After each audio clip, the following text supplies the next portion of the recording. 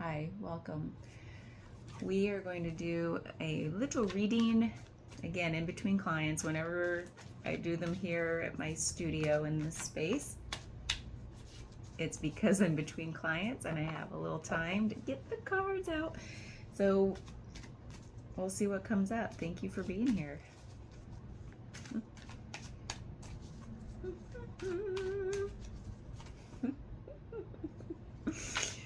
Oh, okay. We have the Hermit. Kind of like what we did the other day, so I'll do the same start. And the Ten of Cups. Okay. This is how I'm placing them, kind of in the challenge position. How do these energies play together? Can you hear me? I don't know. We'll see. I'm on my phone. So we have the Hermit, which I'm laughing because so many things. One, I just have to tell you, I went to Starbucks today and got a cortado. And I love a cortado because it's less dairy or less milk. I usually get non-dairy, like coconut milk, but less volume of dairy product than a latte. And then you get more equal proportions, right? It's equal parts espresso and dairy, or in my case, coconut milk. So I had just watched a podcast. Have you seen the Handsome podcast? It's hilarious. It's with Fortune Feimster, Tig Notaro, and May. I follow them on social media. May Martin, I think. Oh my God, I'm going to kick myself if that's not their last name. Anyway, they're all hilarious people. And they were asking, a question came in, like, what really riles you up? Like, it's so insignificant, it doesn't mean anything in the grand scheme of things, but what riles you up? Well, they all tell their thing, and Fortune is like, I'm a cool cucumber, except when I have to go order a cortado and I want an iced cortado and no one will make it for me, and I have to tell them, listen, just give me a cup of ice and I will pour it on. I'll pour the cortado on it. I'll buy an extra cup. I'm just trying to save cups. Can you just do that, please?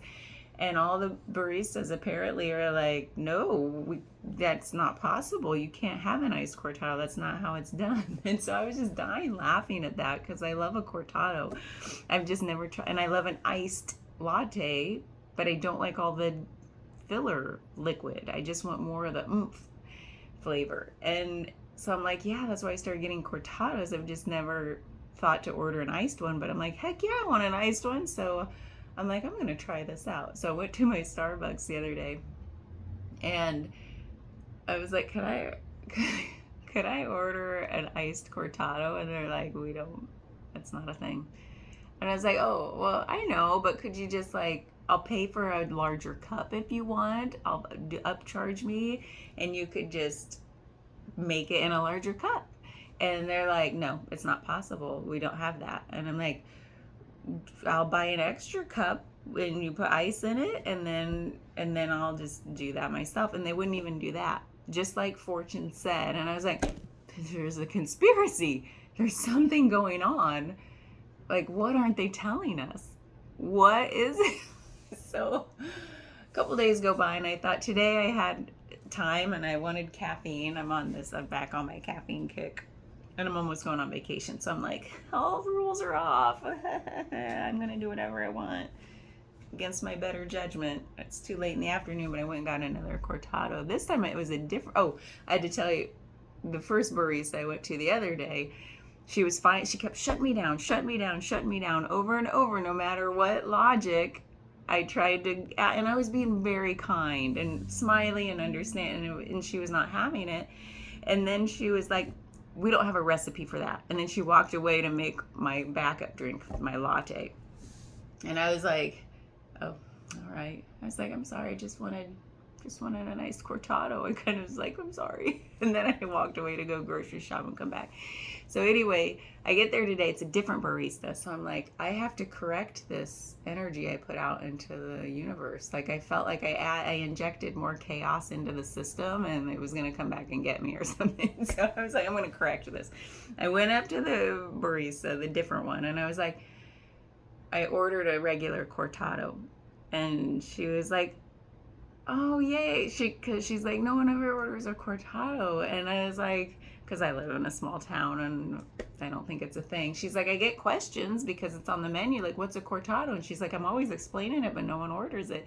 And I'm like, oh, and by the way, can you, instead of milk, can you use coconut milk? And she was like, and I've never had one of those. And I was like, you're welcome.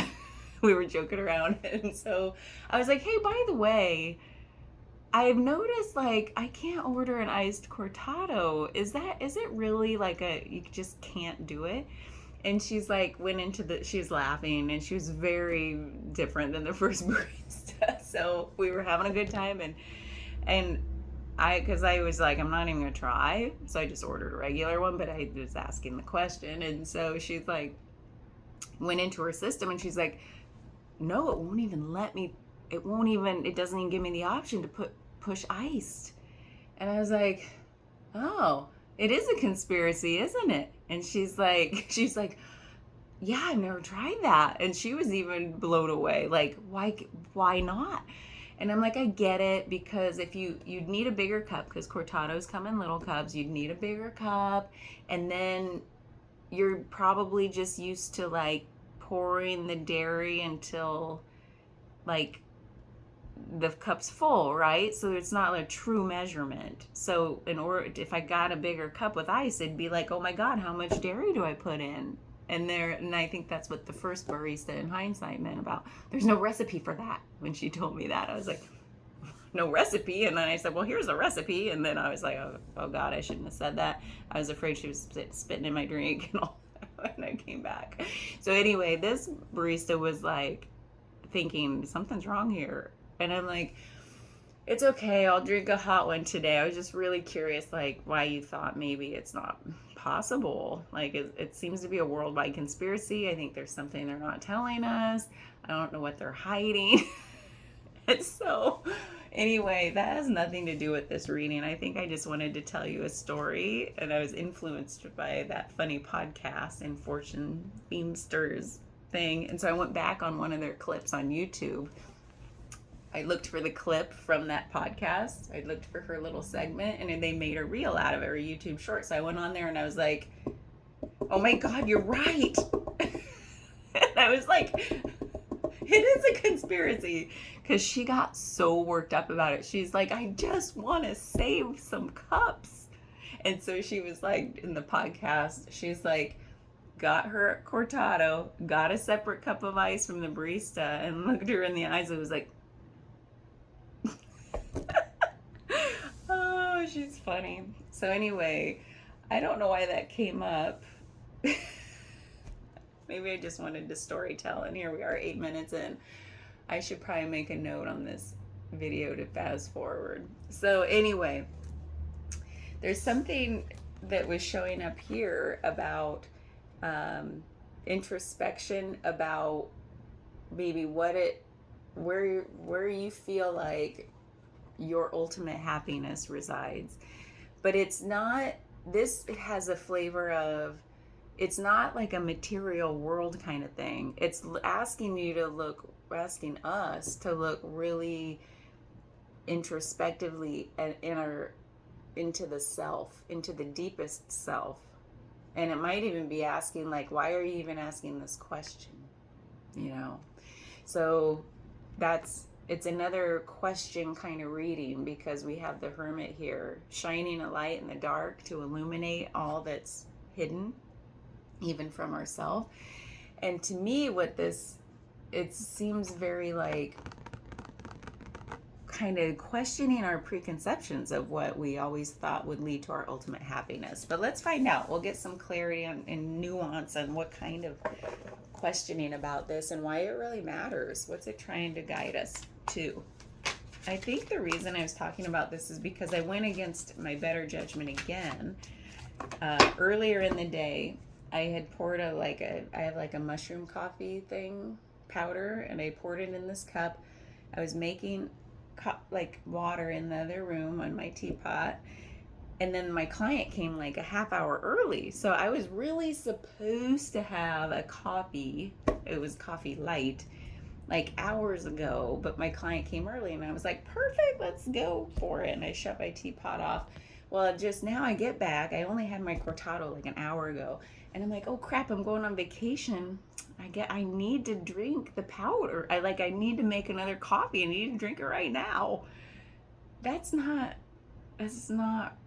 true. I didn't really need to, but I did. So I think that's why it was in my mind, because I'm sitting here drinking yet another coffee drink and I'm going to be up all night.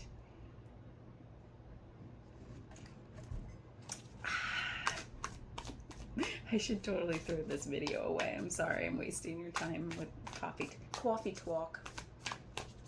Okay, so let's get some, I really am curious about what it wants us, what's it guiding us to inquire about ultimate emotional freedom and happiness. What kind of flavor? Well, holy crap. We have Justice, the Star, and the Nine of Wands. Justice, the Star, and the Nine of Wands. We're gonna have to go deeper here, because the Star is like, I think about, it's something about our hopes and dreams. Like, really, what is our deepest desire? And we already knew that from this, but it truly is like, what have I always wished for? But on the other side of it, like, what's really the bookends of that question is that introspection piece is also, what is my deepest truth about who am I? And then there's something about self-reliance and digging deep. So what does that have to do with ultimate happiness and fulfillment? It almost feels like how do these things come together? There's like the emotion and of like what you emotionally, like from the heart space. That's what I mean by emotion, because it's cups and it's the star. Like, what are my deepest, like, heart based, led, felt desires for fulfillment in this lifetime? And then also, I want to see the real me. I want to know my real truth, my authenticity. What makes me feel balanced and not, like, it's almost, there's this feeling here of not knowing, there's an inner knowing in this reading where you know you don't have to work so hard. So where's that balance? Where's the truth of, there's so much coupled up in this. Where's the truth of, like, how can I have that and know that I don't have to work so hard to get it? Like, there's a deep knowing that the universe will bring it without forcing it. So how do you bridge that gap from where you are now? And the Hermit's how you get there. But we need some more, let's get some more nuance to that. Like, how do we hermit our way through this? With knowing, we just already have that knowing, we don't have to work so hard. But there is a self-reliance, and there's a paradox with everything. So it's like, how do I tap into my own inner strength, knowing that I can work hard? I just know that I don't have to. And so what's the path of least resistance to my ultimate fulfillment, and in my most authentic way? Well, let's see if we can see. Here's the Three of Pentacles and the Magician. So there's this selfiness about this, and working alongside others about this, like, so there's a self and other, bringing balance between those. So I wonder if this might be a call to shine a light, like the hermit has his little lantern, right? So he likes to shine a light on the inside to go into the inner depths. Where is it where you feel like you can work hard and you have so much self-reliance, and it's one of those like shadow aspects, because there's some shadowy stuff here.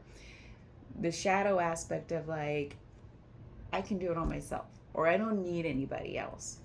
I'm trying to phrase it where it might ring true. Like some element of this might ring true with these phrases. So it's like, I don't need anybody else. There's a wanting, maybe a partnership.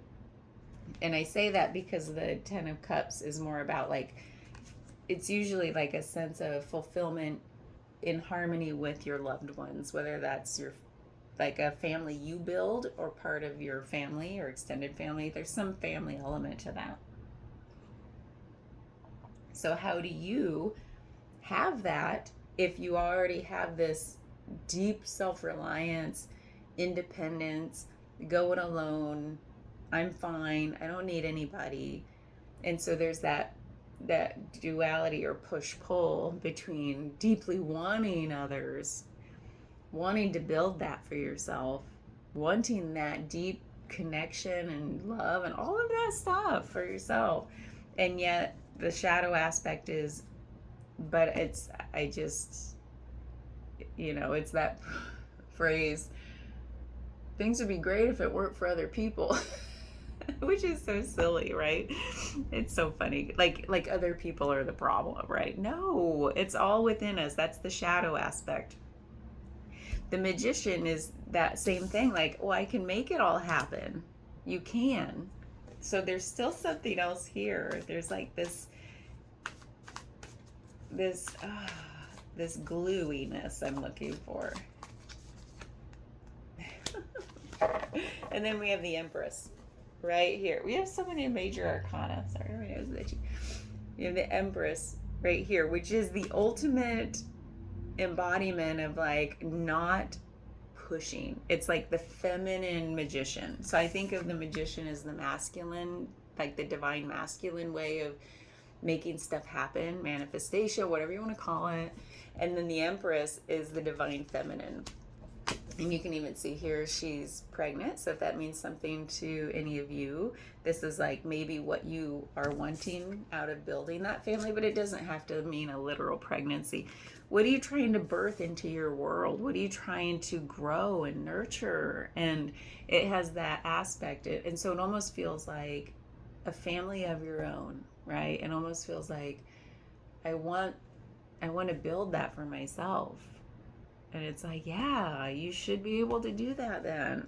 So what is it that is, maybe that's the question, what is it that is the hurdle or the barrier to that? I kind of want, with that question lingering in the air, I want to get, maybe I'll use these same cards. Let's ask, what is the barrier to that? Is it the self-reliance? But I want to go deep. I just want to know more.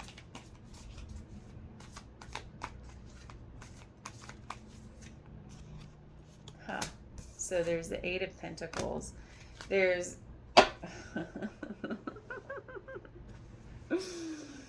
I'm pull it from the bottom of the deck. So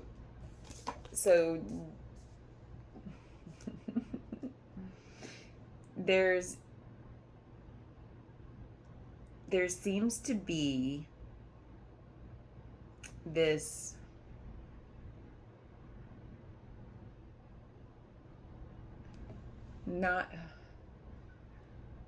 there's this, I'm trying to put words to it, because it's like you can make this happen. You have all of the abilities to do this. That's why it's so hard to put into words, because you can do it. And it seems like you've gotten to this point in your life where you know you don't have to work so hard. And what does that mean? It means maybe you want to be the one that's that's sought after. Maybe you don't want to be the one that has to go find the partner. Or if you have a partner, maybe it's you're at this point where, why do I have to do everything? I just want somebody who sees me in my authenticity. Yet you know you're not acting in your authenticity either. So it's like, how can they see that? So that's what I mean. There's this cloudiness to this of like, if I just had the right partner, perhaps, then I could be my authentic self. Or there's something that says, if I had this, then I could do this easier, like without having to push so hard. So why? But it's like you have all the willingness with the right conditions. This is what it is. It's coming. You have all the willingness in the right conditions to put forth all the effort. It just won't seem like it. You're putting forth all the effort because all these conditions are more harmonious. Okay, got all the chills. That was it. So what is it? Maybe that's the question. What conditions around you are making it feel not harmonious enough to feel like it's worth putting in the effort?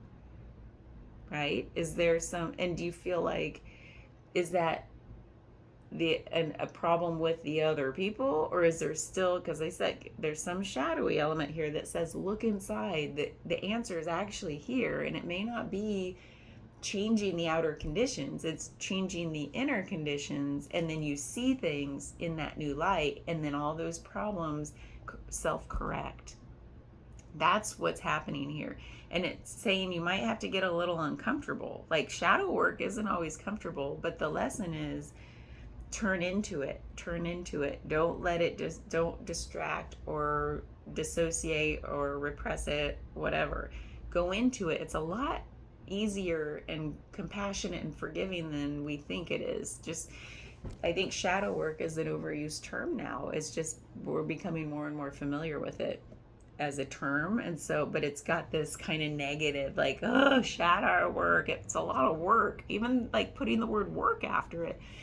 The only work is turning toward it and staying longer than your mind turns away from it. And that can be, it can be a 60-second deal. If you can look at something for 60 seconds, whatever amount of time, before the next thought comes in and says, oh no, to the fear response, or oh, I don't want to deal with that right now, or I don't want to think about it, or blah blah blah. The mind is there to distract. So that's the funny part of it. Shadow work actually can be very fun. I almost didn't want to say that word.